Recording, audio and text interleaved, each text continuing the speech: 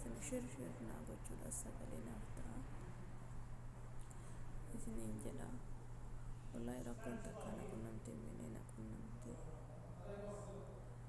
wallahi yeroo ammaa wallahi duniyaan butituu nama achiisiisa duniyaa butituu nama nyaata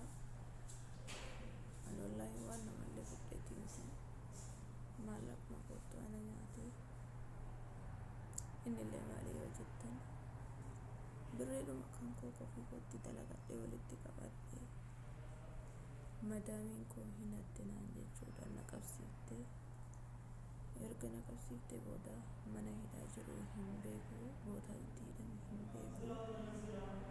bakkee jiru hin beeku kophaa kan koo kifilii tokko keessan jira qorri kunoo maskootii fi gubbaan argitan kanaan natti gala wanta uffadhu ofittiin qabu abaayaa tokko ofittiin qabu kun uffatuma ofirraa jiru kanaan guyyaa 3 ga'aa jira. Please ijoolleen Oromoo share naa gochuudhaan wal biraan nagaa karaa tokkittiinis dubbadheen jira tokkitti ammoo yaada na fixachiisuu didde waan ta'eef kanaaf akka sagalee naa taatanii sagalee naa ta'a ijoollee Oromoo wallahi hateetiin deemti akkuma ilmoon namaa dalagattu dalagadheen gala jedheeti malee akkuma ilmoon namaa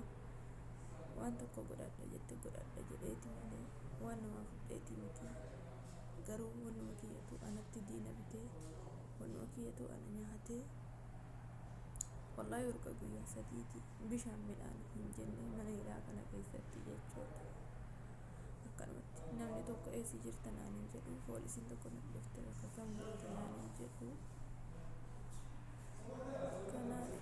akkanuma raasaadhuma kanaa wacanii raasaadhuma kanaa kaasanii namni waa tokko naan jedhu hin jiru. Please share naa godhaati warroota miidiyaa guddaa biraanis naa ga'a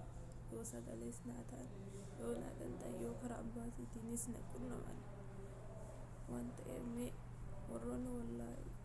dandeettii qabdan hundi sagalee akkanaa taatan adaraa isiniin jedha maqaa rabbiitiin isin gaafadha. Ani maallaqa illee jedheetii miti maallaqi kootis bilaasha haabatu anammoo ruhiidhuma kootiin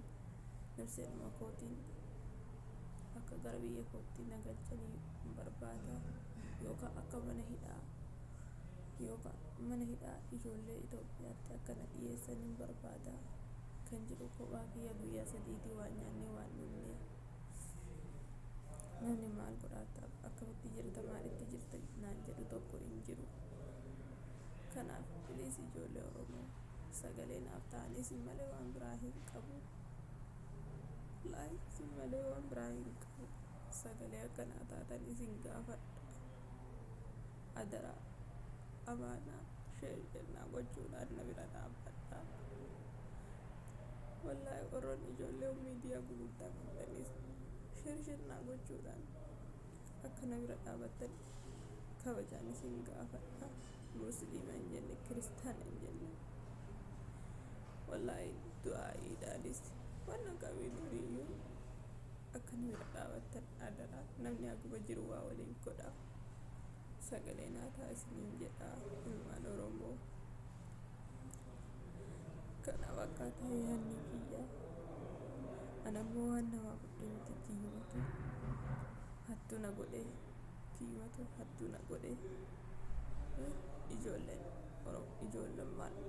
fayyaan keessa firroonni mana mataa miidhalattan maallaqa baattanii adara amaanaa akka ittiin hin dalanne birrii 100 caalaa akka boonsaa hin kaa'anne wallahi yeroo ammaa kana arabni wallahi viidiyoo kana dhokatee waraaba. Kunoo ijoollee Oromoo assalaamu alaikum warahmatullahi wabarakatuh manni ani itti dhaqila kunoo kana bakka kana keessa jira kunoo argaa jirtu namni dhufee as keessan na dubbisu hin jiru hunda isinitti agarsiisa kunoo gibilee an keessa jiru isa kana kunoo argaa jirtu.